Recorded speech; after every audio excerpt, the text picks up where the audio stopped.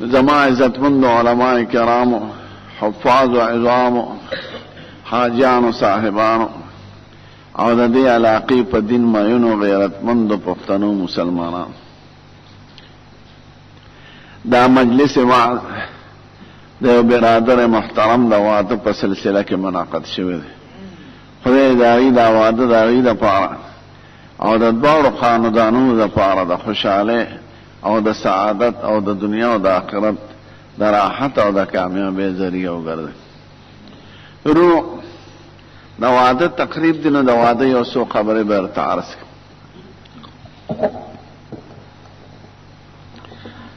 واده ورونو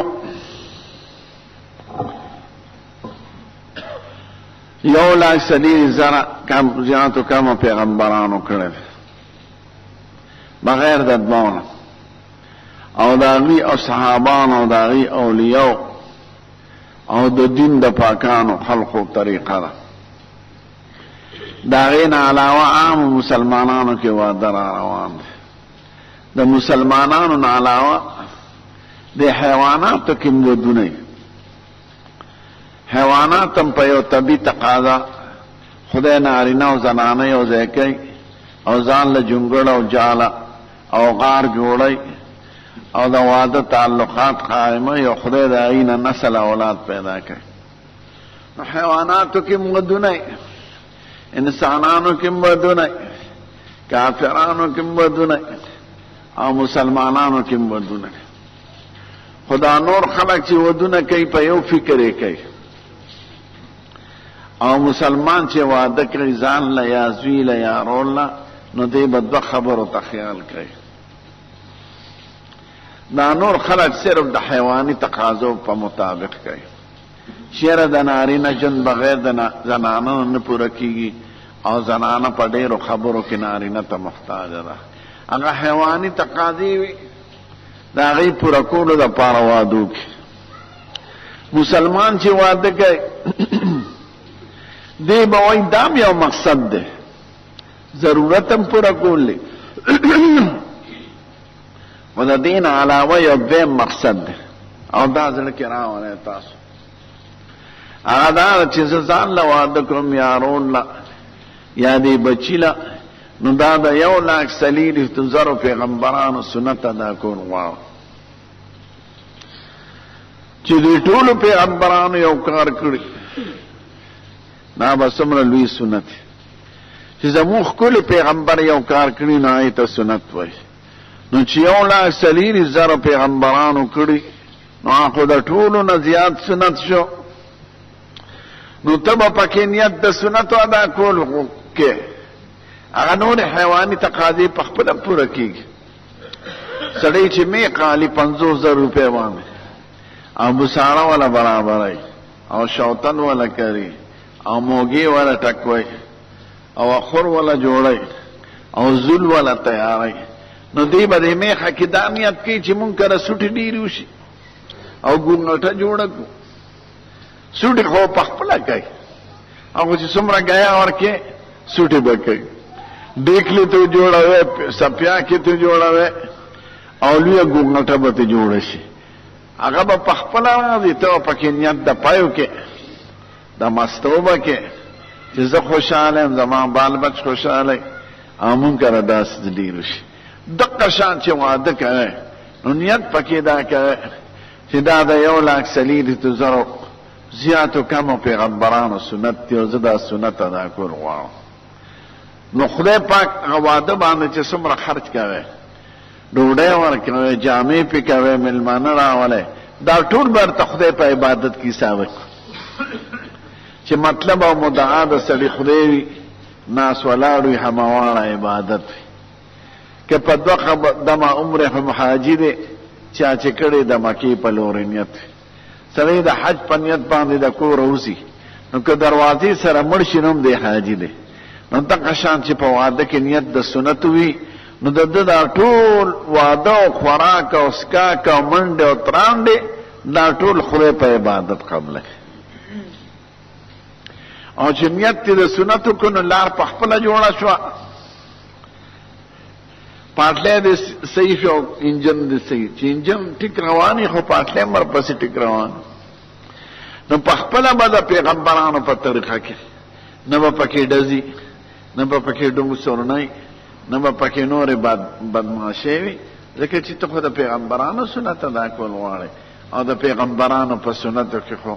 دمتوب نه ګډېدل وي نه بدمعاشي دا نیت پکې ویرو زمونږ دی علاقو کې نه علاوه بار عجیبه رواجونه زه افریقې ته تلم نو هلته یو علاقه ده نو مسلمانان دي پکې ډېر خو مسلمانان خپل کور کې ودونه کوي نو د هغوی دا طریقه ده چې د 15مه شپومۍ باندې نکاح تړي نو دا نارینه بوځي بار داسې په ګټه به کښېني سپومۍ ته مخکې خپل ملګري ورته لرې ولاړې دا هغه طرف هغه جینۍ مرشي چمغله هغې ته خپلې ملګرې ولاړې نو دې سړي له ورشي پخپو ورته پروسي ورته وایي زما دا نوم دی دا مې د پلار نوم دی دا مې د مور نوم دی زه په سر گنجیم په مخ تپلې په بدن برګیم په خپو شلیم چې ځان کې څه عیبونه وایي هغه به وایي زه ستا لایقه نه یم خو ما به قبلې نو دا ملا بادر چې دې ته کله مخ یو خوا واړی نو هغه ور په دې بل طرف مخ مینت ورته شروع کړي بیا دې په دې بل طرف مخ واړی بیا دې سر داسې کړي هغه ښځه ولا سر راښکته کړي او د لاندې نه ورته ګوري نو آخر دا ښځه په ژړا شي چې ته ما نه قبلې زه ځان وژنم شګه به په ځان نولي خاورې به په ځان نولي آخر کې چې سړي دا یقین راشي چې د دې ښځې نور دم نشته او دې منت پوره وکړه نو بس زه ما قبوله کړې نو ښځه په خندا شي خپله مرګوره لاړه شي او دا ملا بادر را روان شي بیا وله جومات کې نکاح وتړي ما وایي تاسو خو نکاح په خپله وتړل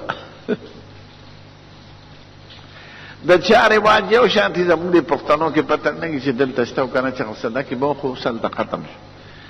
د نا ډولی خاوند په کټ کښېنی او جامې واغوندې او خلک یې اوچتوي راوچتوي اوچتوي راوچتوي دا د زناور رواج هلکه که کټ اوچتول څه عزت پې نو ته یو سړی په حجره کې ملاستې ته پې کټ اوچت کړه چې تا سره څه کوي او بیا دا ښځې مر پورې خاندي سړي خښتګې ښکاري پرتوغاښې ښکاري خو عقل سړي ته هدایت نشي کولی چې څو پورې د پیغمبر لمن نه نیولی نو دا رواجونه به پرېږدی ته به دا تپوس کوې چې زموږ ښکلی پیغمبر او اصحابانو او د خدای دوستانو اولیاو ودونه په څنګه طریقه کړي هغه طریقه چې اختیار کې د هغې واده انجام د خوشحالۍ وي بچی خدای نه کان ورکي دا ښځې خاوند تعلق برابر او چې بدماشي پکې وشي ډمتوب پکې وشي قسم دی هغه جګړې پکې وروسته پېښېږي اولاد یې خراب او د ښځې خاوند سره نه لګي او د خاوند د ښځې سره ځکه بنیاد یې غلط کېښودی شوی دی نو خدای زموږ د دې برادرانو دا ودونه د سنتو مطابق وګرځي خړمبې واده دا آدم علیه السلام کړی دی که آدم علیه السلام واده نه وی کړی نو مونږ به آدم علیه السلام خدای پاک چې پیدا کړ یو ملایکه د ترمذي شریف حدیث دی جبریل علیه السلام دا هغه نوم دی نو هغه ډېره لویه ملایکه ده دومره عظیم مخلوق نشته لکه د هغه عمره چې وزرې خوري کړي نو اسمان پناه کوي 600 وزرې دي بخملي شنې نو خدای هغه ته وی د دې ځمکې د مخ نه یو موټی خاور را جمع کړه نو د هغه موټي پسې موټي د دې ځمکې نه دا خاور را جمع کړه نو عرفات مخې ته یو خوړ دی تاسو ته دی خدای وښایي هغې ته واد النمیره وایي نو خوړ کې خاوره کېښوده بیا نورې ملایکې خدای راولېږلې وی دا خوشته کې اوبه پکې واچ خوشته شوم اوبه پکې واچولی شو ډېره موده لحه پرته وه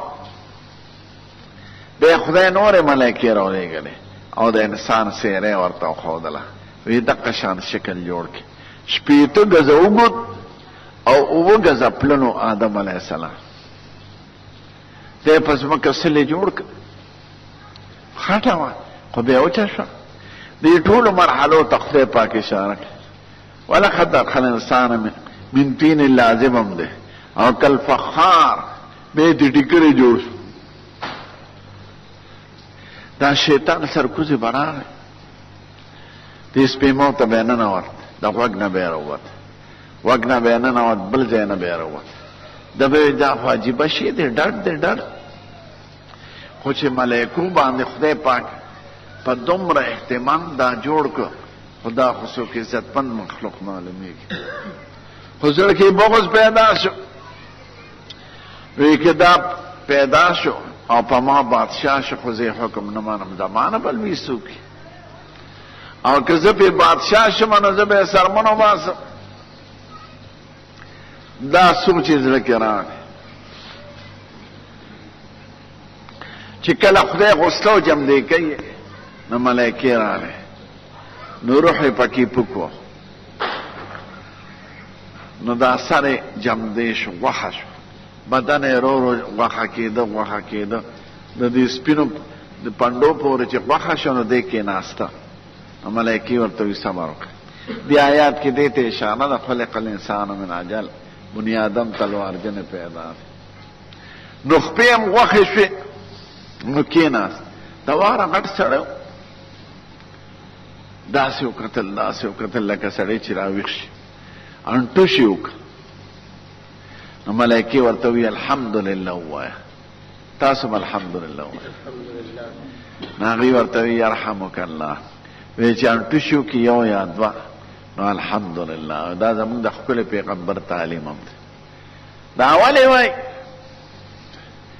دې انټوشي سره خدای پاک انسان ته درې نعمته ورکړي نو دی به په هغه درېو نعمتو شکر ادا کړي د خدای پاک اول دا چې دا انټوشي په اسانه وکړه که دی مراکې نښتې وې لکه د سړي اټکي چون خلي نو سترګې به یې راوتې وې بیا هم دا چې د انټوشي وخت کې مخ روانه شي سترګې روانه شي پوزه روانه شي خولې روانه شي که دا هم داسې پاتې شوی روان وي جان لکه د فالج واله د سړي دا خو خدای وران شوی مخ بیا راغونډ کړي نو ته به وایې الحمدلله دریم دې دماغ کې ګیس بیا ګیس وځي په اسانه او د ده د دماغ صحت علامه شي لیونی سړی یو انټوشي او دوه نه کوي د چا چې دماغ خراب د نزلي او د زکام هغه کوي خو دا ناڅاپي انټوشي چې دا نه کوي نو هغه انټوشي وکړه ملایکې ورته وي الحمدلله ووایه تاسو ته به یادې که نه دا به وایه ها زمونږ ملایان یې نه وایي نو عام خلک بس وایي نسواره چې خو الحمدلله نه وایي نو بیا ملایکې ناستې وي د ورشه په دوی سلام واچوه وی څنګه پې ووایم وی داسې ووایه السلام علیکم ورحمت الله نو هغوی ورته وي وعلیکم السلام ورحمت الله وبرکاته وی زه دا ستا د نسل سلام شو تر قیامته پورې د هر قوم کې سلام وي څوک انګریزان وي ګډ مارننګ ګډ نایټ او هندوان وي جی رام جی سیکان په خپله ژبه کې یهودیان خو زمونږ په ژبه کې چې کوم سلام دی قسم دی د دې ډېر لوی ښکلی مطلب دی دا د سلامتیا او د امن پیغام دی یو بل ته که دا سړي سړي استعمال که دا ډاکې به نه وینې دا غله او بدماشان به نه وینې که چې د سپو په شان مړه شي او انجام یې خراب دنیا هم خراب او آخرت هم خراب نو دا د سلامتیا او د امن پیغام بیا جنت ته خدای بوتې جنت زما واده کې مقصد د نور خبره درته نه کوم جنت کې به ګرځېده خو حورې نه وي لیدلی ځان له به ګرځېده ملایکې به یې لیدلی خو د هغې جنس جدا و د ده جدا و دی اوس په دې نه پوهېږي چې زه خو نارینه یم او ماله ښځه پکار ده که نږدې نارینه دی نو یو ورځ د ونې د لاندې ملاست نو جنت کې خوب نی خو ده باندې داسې پرکالي راله چې دکې داسې وواله خدای پاک د ده د پختۍ نه یو ښایسته ښځه پیدا کړې وه دې پې اړوپې نه شو داسې ښایسته چې زمونږ عالمان وایي چې څومره دنیا کې خشته ښځې تېرې شوي دي یا اوس دي یا تر قیامته پورې راتلونکي دي، دا غټولو نه د حوا بیبي خیر زیات. نو ناسته ده، نو دا انسان نارینه چې ښځې طبعا خوښه ده او د ښځې سړی خوښ ده،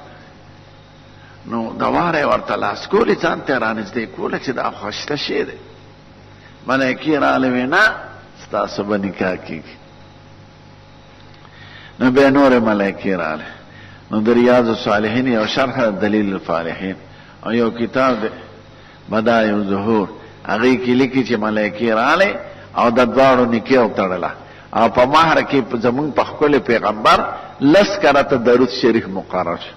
څومره آسان مهر، پیسې میسې خو نه ویزه. نو خدای ورته وایي ویا آدم اسکن انت وزوجک الجنه، یا آدم تو اوسېږه او ستا ناوې او تا سره په جنت کې اوسېږي.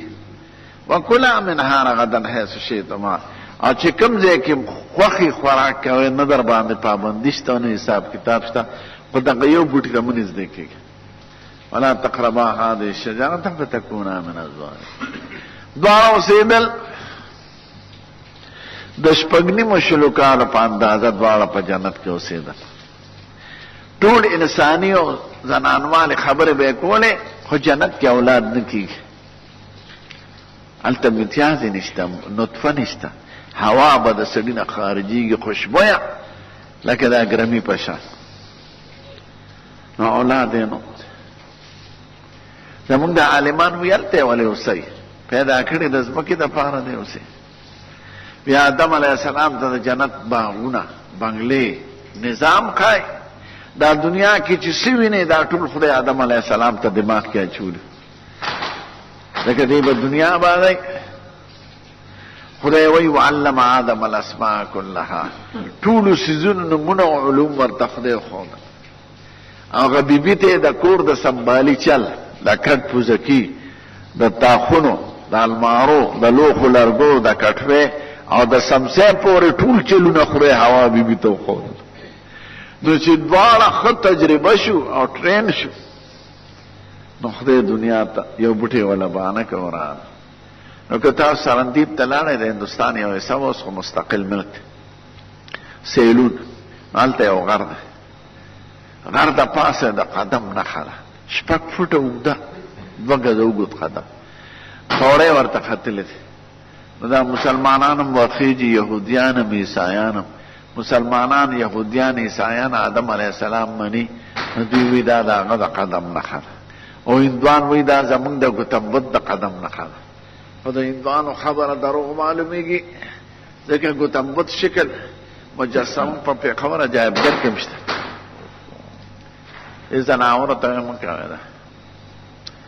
دا څه شی دی؟ د خرواتو شیانو. په پښتون څه ته وایي؟ پښتون د خرلکۍ ته چې دین پکې ني. چې څوک وایي پښتون پښتون پښتون پښتون د خرلکۍ، په دین سړی هوښیارېږي. پښتو سي دا خو کوستاني خپله ژبه وایي، غرسني خپله ژبه وایي، قبایلي خپله ژبه وایي. نو په ژبه فخر کول خو څه شی نه دی، نه په کردار به فخر کې چې غیرت درکي، دین درکي، اخلاق درکي، حیا درکي. هغه پښتون دی، تش د خر پښتون خو نه چې نسوار واچي یا مړه ځان جنګوي یا ډزې کوي. نو آدم علیه السلام په هغه قدم هم کو کتم، نو د ګوتمبد خبره غلطه ده، ځکه ګوتمبد په خپله 2 ګزه نو، نو چې یو سړی 2 ګزه ني د هغه خپل 2 ګزه راتلی او آدم علیه السلام 80 ګزه، نو 80 ګزه قدم سره 2 ګزه قدم مناسب دی. او حوا بیبي جده کې راوکشو، دواړه د عرفات په ډیری کې یو ډیری د جبل رحمت ورته وایي، او په هغې یو نښه ده. نو خلک وایي دغه دی یو دی شوي دي. بیا یې لاړل عراق طرف ته، ځمکه خو خالي وه. نو عراق کې یو علاقه ده موصل هغې ته وایي، هلته یو غر دی جودي غر، قرآن شریف کې 12مه پاره کې راغله. دا جودي غر په لمن کې دواړو اول کور جوړ کړ، او چې زمکه ترانل نبی اولاد شوروش نو که دا وعده نه نو موږ به کوم دی به نور څوکنو او خدای پاک داسې نظام جوړ کړو دومره طاقت ورکړو بیبي له اغله چې روزانه به اولاد کېده او دو به کېدل الک او جینې نو دی الک له به هغه جینې کوله او هغه الک له به دا جینې ورکړه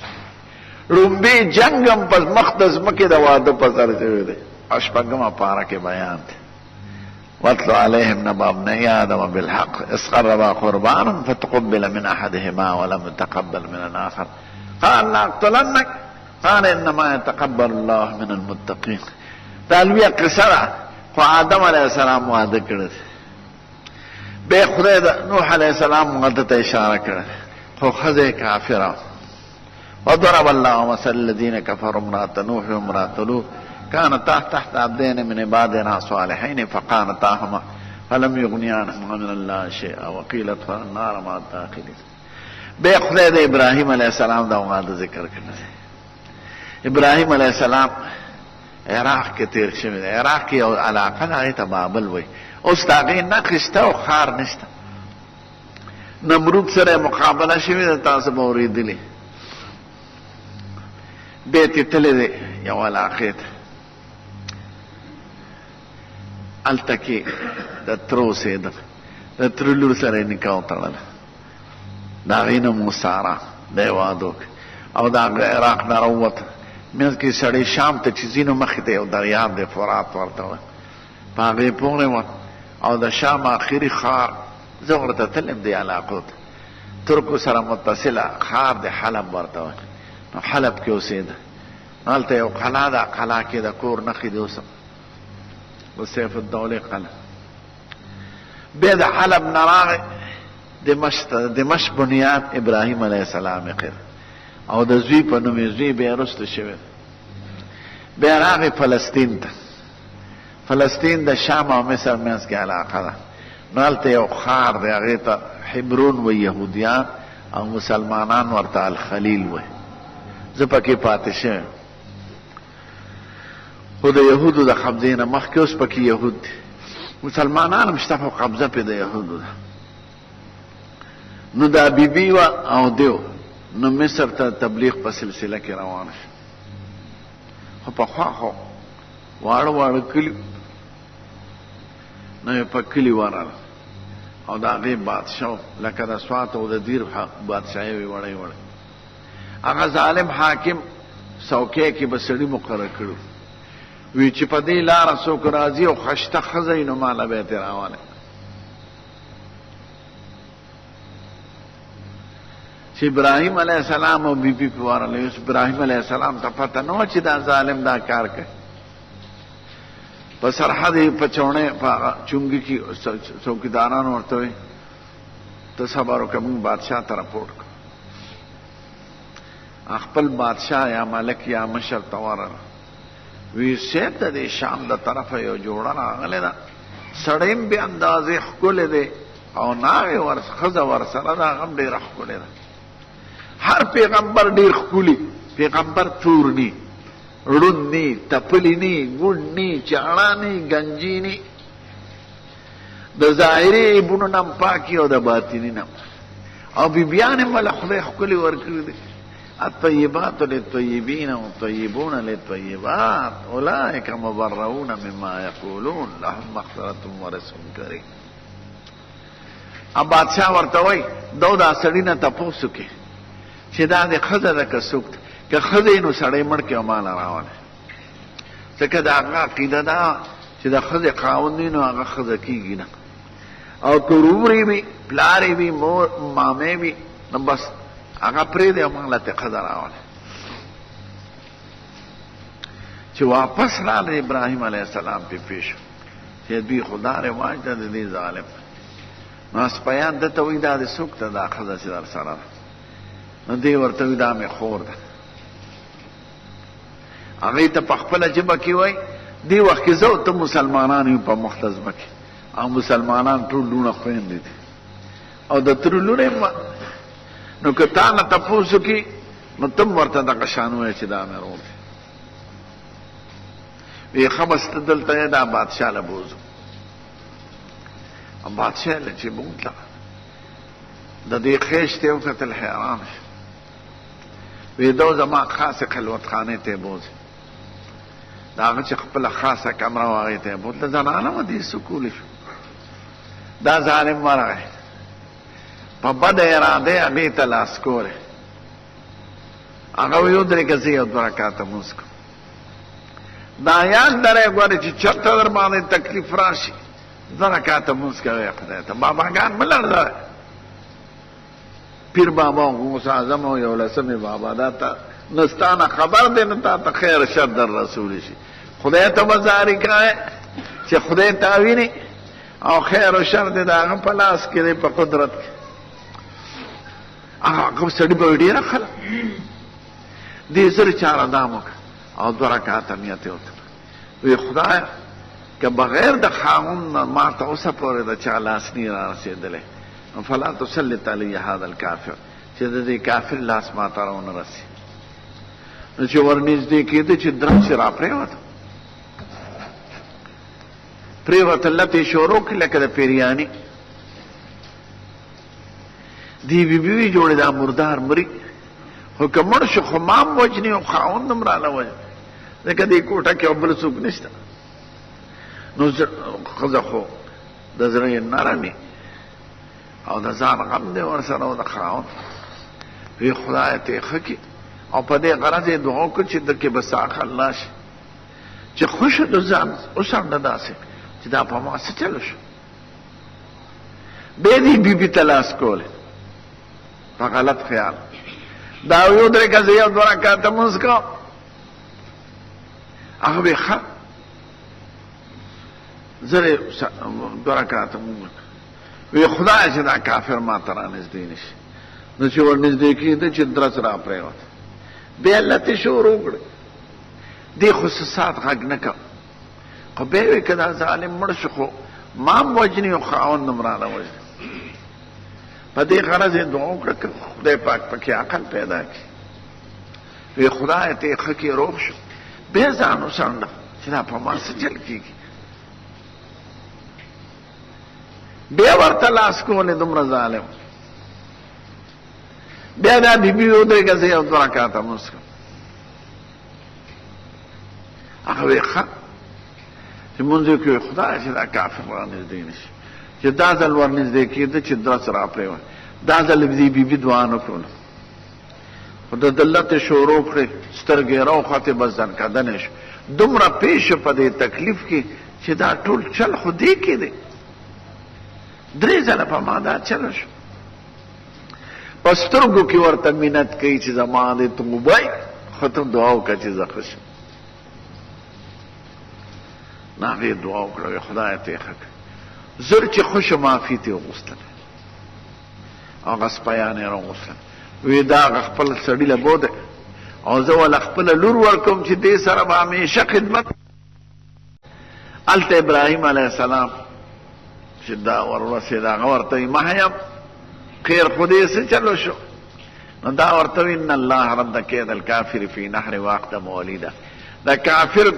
هغه مکرونه ټول خدای ختم کړه او دا د خدمتګاره یې راکړه وی راځئ چې زه واپس نو راغلي دوه او لاړل درې بیا واپس فلسطین ته لاړل حبرون کلي ته دغې پورې د ابراهیم علیه السلام اولاد نو هلکه مونځ به په حوصله کوو ښه تلوار مه کوه نو دا مشره بیبي ورته وي د تره لورې چې صاحب زما نه خو د اولاد ونه شو 80 کاله عمر دی دغه وخت کې د ابراهیم علیه السلام نو ته دې بیبي سره دا چې ماله بادشاه راکړه دې سره نکاح وتړه که خدای پاک زوی درکړي دا واده خبره درته کوم ښه پیغمبرانو ودونه کړي دي دا صحابس خبرې نه دی خو چې په هغه طریقې سړي وکړي نو خدای پاک پکې خیر برکت اچوي بس نکاح ورسره واده شو چې واده شو په لومبي ځل خدای پاک اسماعیل علیه السلام ورکړه ګلالۍ زوی ښکلی ښایسته ځکه خدای پاک به پیغمبر کوي نو در کوټوالی نه بیا اندازې خسته او بیا اندازې ښکلی. نو دا ماشوم به د مور غېږ کې نیولې لوبه به نو د دې مشرې بیبي به زړه خفه و چې خدای خاوند زما د تره زوی دی او دومره عمر مې ورسره تېر کړ او اولاد مې ترې ونه شو او دا د مصر بیبي ده د بل قوم خدای پاک په ړومبي ځل اولاد ورکړ نو خفه به وه. دا یو طبیعي څیز د ښځو کې وي. نو دې خاوند ته یو ورځ وایي وی صیب زه چې دا ماشوم وینم ګلالې او د مور په غېږ کې ټوپونه وایي نو زه خفه کېږم.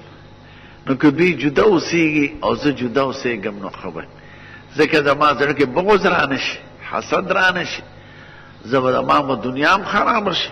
خو خفګان زما د وس خبره نه ده. نو هغه خدای ته توجه وکړه. خدای ته سوال کوي چې څه وکړم. خدای پاک ورته وایي دا ښځه او زوی دې جدا کړه چې دا بیبي درته څه به یې په دې عمله وی کوم خو یې جدا کړم. وی سویل طرف ته ځې یو ملایکه به درته یو ځای وښیي د خدای هر څه کې رازونه سار دې بیبي ته وایي دویمه ته چې راځه ماشوم ته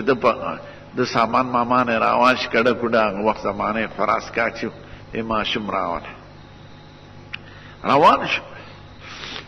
دا مشره بیبي ورته په دیوال ګوري لږ ساعت یې خو جړل خفه وه خو بیا زړه کې وایي چې تا ورته ویلي وو. نو دوی ترې روان شو پناه شو. دا بیبي ورته نه وایي چې کوم خوا ځو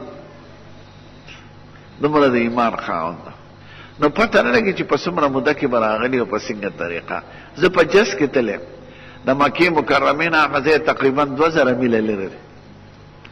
نو هغه راغلل د مکې دې ځای ته راغلل. مکه مکرمه د 3 غرونو منځ دی اونم پکې خاص نشته کیکر میکر یا زوزان یا پلوسا دا په خور کې نور نه انسان نو نه حیوان او نه بل څه شو یو لکه کیکر اونوا او خاطر ډبا وا نو ملائکه رااله دته وای دا زوی او خزه به دلته پرې دی او ته به تځي. نو یو ورځ دې مې ورسره تېره کړه بیا ته دې روان شو. چې روان شو دا بیبي ورته وایي ابراهیمه ته کوم خوا ځې نو دې ورته ګوري نه شاته خو سترګو نه اوښکې به دی. بیا ورته وایي کوم خوا ځې غږ نه کوي. روان شو دې بیبي ورپسې منډه کړه. نو چې هغې منډه کړه دوم ته منډه کړه. نو د شا طرف نه ورته وایي وی الله امرک بهذا دا تا ته خدای ویلی دی او دا را ته خدای ویلی. نو دا بیبي وایي اذن لا یضیعنا الله چې خدای درته ویلی دی خدای به موږ نه ضایع کړي. دومره د کلک ایمان خاوند ده. نو چې داسې پناه شو مروه طرف ته راوسي نو د هغې طرف ته ودرېده او دعا وکړه. قرآن شریف کې ذکر رب اجعل هذا بلدا آمنا وارزق اهله من الثمرات من آمن منهم بالله واليوم الاخر قال ومن كفر فأمتعه قليلا ثم اضطره الى عذاب النار وبئس المصير. خدای دلته یو ښار جوړ کړي او د هغې باشندګانو ته هر قسمه میوې ورکړي خو چې چا پکې ایمان نه وړي. خدای ورته وایي چې کافر هم به ورکو دنیا کې زار چاله ورکو. قسم دی چې مکې مکرمې ته لاړ شي د دنیا هر قسمه میوه ښکلې او تازه او ارزانه او د غرونه سوراړه تک تور ګرمو نه پکې اوبه شته نه ونه شته تازه خدای رانسه. داسې میوه بني چې په مکه مکرمه کې نه او داسې میوې شته چې تاسو په خوب کې هم نه دي لیدلې. لاړ دا بیبي ماشوم سره ناسته ده سوچ کوي چې دا به څه کېږي. یو ورځ تېره شوه 2 ورځ تېره شوه هغه خوراس کا چې ورته روغه ختم شو. چې ختم شو بم ختم شو نو سینه کې پې ختم شو. چې پې ختم شو نو هغه ماشوم په جړا شو جړلې یو ورځ یو جړل بیا په بله دا وایي دا ماشوم په بدر مري خامخا ځکه زما سینه کې پی نشته او زه به مرم په دې به زمانه مخکې مري ماشوم دی نو چې د ده دا مرګ به څنګه برداشت کړم نو داسې صفا ته وخته صفا نږدې ډېرې وه که یو انسان چېرته ووینم بیا به بله ډېرې ښکاره شوه مروه وی یاره دې بلې ته به وخېږم نو دی به دې ماشوم ته م کتل هغه بیا په ډبه کې بیا جونګړه شان جوړه کړې وه کتل بیا ورته او نو چې کوم ځای کې به ورته نه ښکارېده هلته کې بیا منډه وواله صفا او مروه منځ کې اووه ځله منډې والې دي هغه منډې زمونږ د حاجیانو د عبادت یو حصه ده د هغه ښکلې بیبي یادګار په اووم ځل چې مروه ته ورسېده نو د ماشوم د طرفه اواز به اورېد نو دا عربی کې زمونږ پیغمبر نقل کړی دی وی صح څوک یې چپ شه لږ امکان عندک آواز که زمونږ امداد کولی شي آواز مې دی واورېد راله ملایکه ولاړه دې ته وایي غم مه کوه خپه یې داسې کړه بس اوبه راوختې د زمزم دې ته زه شګه راته وکړه شګه یې راته وکړه زموږ ښکلی پیغمبر وایي که شګه یې ترې نه وه راته وکړې بیا به چینه چې دغه به و نهر به او ټول ښار کې به ګرځېده خو دغې ته راجمع او ګوډې ته ډک داسې اوبه دي چې تر قیامته پورې نه خلاصېږي نه یې خوند کې فرق راځي ټول ښار کې اوس دي او مدینې ته م رسي او څومره حاجیان نه وړي او په لباټرو کې ټیسټ شوي دي دا زنده معجزه ده د بیبي دا قربانه دا د واده د نیک واده اثر دی ګورئ ډول سورنه ونه واخئ او ډمتوب ونه کې کنې ودونه به سپیري خوشحاله شو چې بیبي اوبه وڅښلې وی زه خوراسکا سره به ګورو خو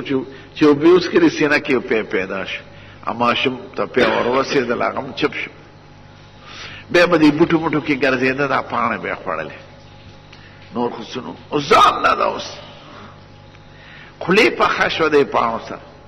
دې کرکڼو پاڼه چې سړی خوري یا د بوټو نو هغه خولې پخېږي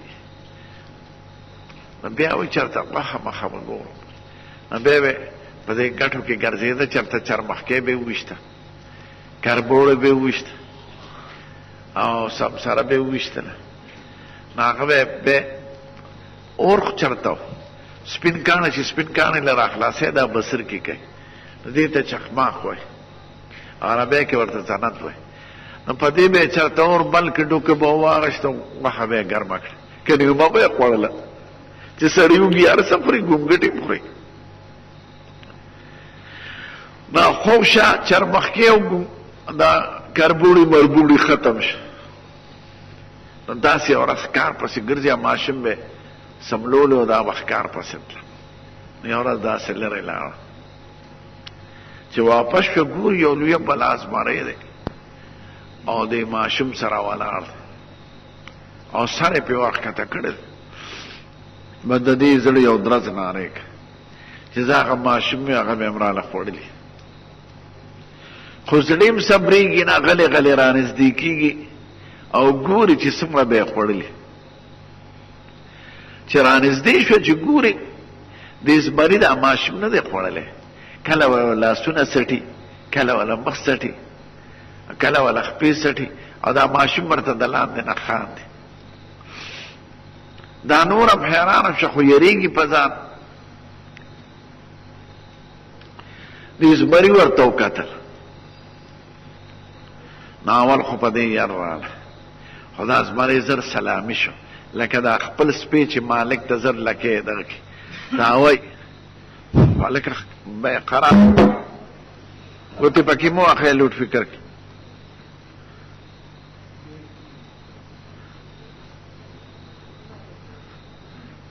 نو اوس د ورته داسې د ازمرې تو راتاو شو تو راتاو لکه دا ته خپل سپی چې مالک ته تاویږي او داسې ورته پوزې وایي کله ورته دغه کړئ او داسې لاړ تې زمری چې دا رانا نو دا ماشوم لاسونه لامدو او جب جوړ دی او خان دی نو دا ولاړې نه په سجده پرېوته خدای ته شکریا ادا کړه چې خدای سبحان دې زما بچي بچ نو په سجده پرته دا خدای ته جاړي او شکریا مدا کوي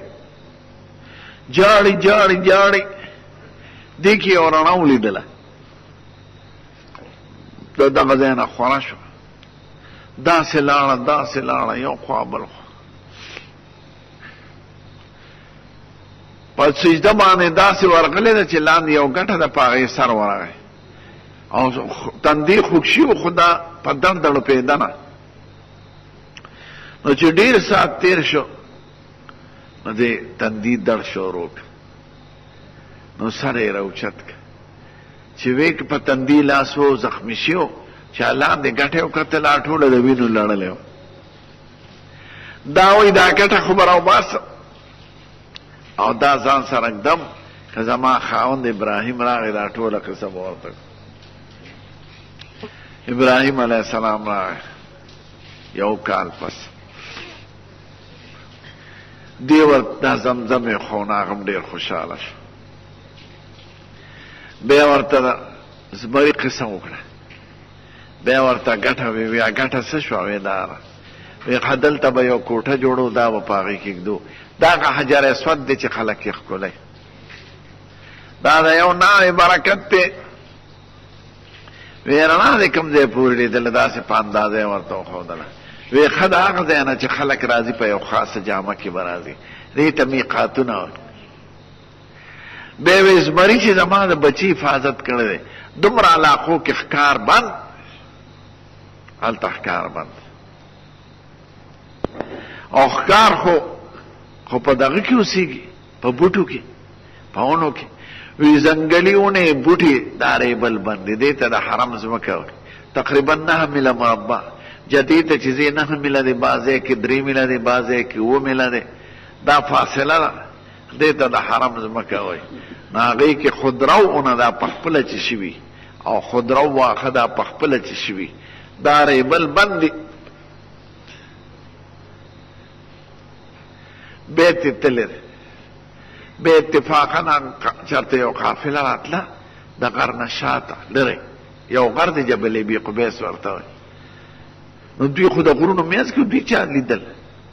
مکه ټول د غرونو منځ کې دی هغه قافله هغې پړه واچولو ګوري چې دلته داسې مارغه ګرځي په هوا کې د اوبو مارغه هغې یو بل ته وایي دا مارغه خو داسې معلومېږي لکه د اوبو مارغه چې او دلته جوړې چشمه ده نو یو سړي ته وایي ته غر ته وخېجه وګوره نو یو سړی غر ته راوخته چې لرې نه ګوري زنانه ورته ښکنغري او اوبه ورته ښکنغري دې زنانه له راغی وته ته څوک یې دی ورته ویلی وی که ستا اجازت یې موږ به دلته راشو کورونه به جوړ کړو وی بلکل اجازت دی خو اوبو باندې به دعوه نه کوې وی ښه ډېره ښه صافه خبره به کوي هغې ته سړی لاړ وي دا خو ناشنا خبره ده یو زنانه ده ما هلک دی ورسره او اوبه دي هغې راغله او بیا یې ستړي مه شو او دغه وشو او بیا یې کورونه جوړ کړه دقه ځای نه کورونه شو بیا بیبي وفات شوې ده او دا اسماعیل علیه السلام لږ بوی شوی دی بیا د قربانۍ قصه شوې ده بیا واده پکې کړی دی زما ګورې واده کې مقصد دی ابراهیم علیه السلام به کال 2 پس راته چې راغې تپوس یې وکړو چې اسماعیل چېرته دی چا وی دغه یې کور دی کور ته ورغی انګور شته و هغه نشته هغه انګور ته وایي نارینه م څه شو وی تللی دی ښکار نه ځکه نور څه خو هلته نشته هلته کرونده نشته او نه اوبه شته بغیر د دې زمزم نه وی جندم څنګه دی وی جندم خو ډېر سخت دی صاحب وی ښه چې خاوند دی راشي ورته سلام ووایه او ورته وایه چې دا درشل د کوټې دی بدله کړه چې هغه راغی اسماعیل علیه السلام ماښام کې دې ته لاړ دې کور کې انوار و برکات محسوسول وی مونږ کره خو څوک نه دی راغلی یو سپین ږیری راغلی ډېر ښکلی سړی وی سی وی وستی تپوس وکړه بیا څه ما ورته هلو وی بیا څه ووی بیا دا ووی چې دا درشل دی بدله کړي هغه ته سلام وایه وی ښه دا دې وپېژند وی نه وی دا مې پلار او ته درشلې تا د کور شکایت کړی دی زه په مخه دی ښه هغه یې پرېښود بل واده وکړه کومه ښځه چې د کور تکلیف بارنو خلکو ته وایي دا سپېره ښځه ښځو کې دا مرداري ده تکلیفونه به بیانوي سپېره شکر به نه ادا کوي بیا اسماعیل علیه السلام بل واده وکړه بیا بل کنګله راغی ابراهیم علیه بیا تپوس وکړي چې کور یې دغه دی چې ورغې بیا اسماعیل نو ښځې ته وایي نارینه څه شو بیا خو تلې د ښکار له وی جندم څنګه دی وی صاحب جندم خو ښه دی وی څنګه ښه دی وی غوښې مې راوړي خاوند غوښې وخورو ورپسې اوبه وڅښو دوی وکړه وی خدای د دې په غوښه اوبو کې برکت واچي وی خاوند چې دی راشي سلام ورته ووایه ورته وایه دا درشل دی محفوظ ساتي چې هغه راغی دا بیبي ورته وی بابا جي کښېنه د اوښې نه کوشه لاس پې ووینځه ډوډۍ به درکړو غوښه وی نه چې راغی هغه بیا برکات محسوسول دې ښځې ته وایي مونږ کره څوک راغلی دی وی دغه شان یو ښکلی سړی راغلی ستا یې تپوس وکړه بیا ما ورته د غوښې او د اوبو خبرې وکړه دوی وکړو زمونږ ښکلی پیغمبر وایي د ابراهیم علیه السلام د دعا دا برکت دی چې په مکه مکرمه کې ټول عمر سړی صرف غوښه خوري اوبه ورپسې څښي زمزم خېټه بیا نه خرابېږي کنې بل ځای کې چې دوه وخته غوښه وخوري اوبه ورپسې کړي خېټه مو خرابېږي دا د ابراهیم علیه السلام دعا بیا راغلی بیت الله جوړ کړ دا د پیغمبرانو ودونه ورته ما ووایي بیا خدای د موسی علیه السلام واده ذکر کړی موسی علیه السلام د یو واده دپاره 10 کاله ګډې چیرلې ضروري دي مدین کې زه مدین ته تلم کومه علاقه کې چې دوی اوسېدل نو 10 کاله یې ورسره ژوند تېر کړی دی او خدای بیان کړی وجاء رجل من اقصى المدينه يسعى قال ان الملائكه يأتمرون بك ليقتلوك فاخرج اني لك من الناصحين فخرج منها خائفا يترقب قال رب نجني من القوم الظالمين بے خدای وی ولما توجه تلقاء مدين قال عسى ربي ان يهديني سواء السبيل ولما ورد ماء مدين وجد عليهم من الناس يسقون ووجد من دونهم امراتين تذودان ورغه پخړ او یو کوي ګډبانو ګډه وبکای او یو بجنه کې ولاړ د خپل ګډو تاغي یو ته ناراضي دی ورغه لا پیغمبر نو خو پیغمبران د پیغمبرانو محکم د لوی اخلاق او د کردار خاوندان نو دوی زړه کې وای شر د مظلومانو سره دا ګډه چې ولې نه پرې ناغي ته وي تاسو ولې ګډه چې نه نه دې کوي وي موږ بن شروع کې نو د دې ګډ باندې چې په پاتې شنه موږ ګډه چې لولا ورکو خپل بوډا دې رورم نشته دی وی زړه الله براو باس هغه غټه برقه د غرور د کوي ډېر کته چې واتو کسانو براوخ کله د ځان لروخ کله او به ولا ورکی او ته ویزه او بوس کې اوزه ګډي چې له پکړو لاړ دا وخت لاړ پلار ورته بچو نن خو دا وخت راغلی وې دا شان یو سړیو مسافر معلومه ده امون له وبخ کله وې هغه څه شو وې هغه خپلتهونه سره کېناست خدای وی ثم تولى الى الذل فقال رب اني لما انزلت الي من خير فقير یو سور سرکینا سوی خدای زستا خیر ته محتاج یم اسباب را نه جن برابر کې لکه د فرعون را تخدیدل شرع خدای پاک فجاءت احداهما تمشي على استحياء قالت النبي يدوك ليجزيك اجر ما سقيت لنا فلما جاءه وقص عليه القصص قال لا تخف نجوت من القوم الظالمين یو جنراله په پلار مې غوسته تا مو سره احسان کړی لاړ په غرونو کې دا ستم ته دا غجوګړې ته ورسه پلار یې بوډو دور پلار ورته دا تاسو کې وې د شان د مصر نه راغلم یو سړی رانه په خطا قتل شوی او خپې مې روک کړي د فرعون نه وې زدل ته داغه بادشاہي نشته کومه بیا غدوار خويند کې ورته وې سیب زمون خرور نشته دی براله ګډې چلې سړی ډېر حیاناک سړی دی او پهلوان دی. یا ابت استاجره ان خیر من استاجرت القوي الامین، امانتدارم دی او طاقت. پلان یې خوشحاله هغه ورته وایي زه د دواړو لوریانو کې یو لور در کوم، خو زما که دا ګډې چلې اته کاله سره او که لس دې وسرونه ډېره ښه دی ورته وایي ډېره ښه. قال ذلك بيني وبينك ايما الاجلين قضيت فلا عدوان علي والله على ما نقول. لس کاله ګډې چلې وسرونه به ښځه را روانه کوي زم وطن ته وی ډېره ښه ده دې بوزه په لاره به خدای پیغمبر کوي. دا وعدو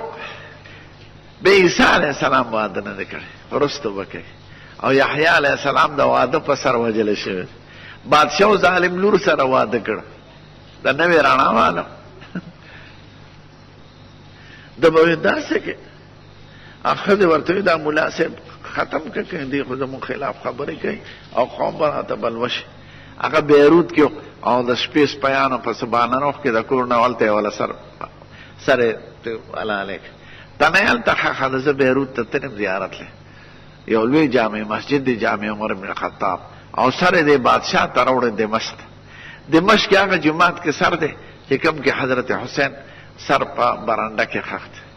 ما چې د ده سر ولیده او بیا معلومات وکړه، ما خدای خلقو ته ښیي که د حضرت حسین نه سر دی یو ظالم پرې کړی دی نو د هغه نه دا د لوی شخصیت یو لوی پیغمبر ښخ دی. بیا زموږ ښکلی پیغمبر 11 ودونه کړي دي او 4 لوریانه واده کړي دي په اسانه طریقه. د یو بیبي محرم د 480 روپیو نه زیات نه راغلی، صرف یو بیبي وه چې یو بادشاه وله وکړه، نجاشي بادشاه ام حبیبه، او هغې د خپل طرفه زر اشرفه مقرره کړي. نورې په اسانه ودونه کړي دي. دقه شان واده چې څومره په اسانه وي او څومره دا نخرې مخرې پکې نه، سړی خو به واده کوي که نه، سړی که لوري خوري واده کوي، که زوی له واده کوي، نو چې څومره اساني وي په معاشره کې د هغې خیر و برکت وي، او چې څومره پکې دا ناروای او دا تاویلې ماویلې او بیا لوی مهرونه د هغې انجام ښه دی. خدای زموږ د دې برادر دا واده به مبارک کړي او ستاسو د دې محلې دپاره یې د خیر او د برکت ذریعه وګرځوي. درود شریف ووایه.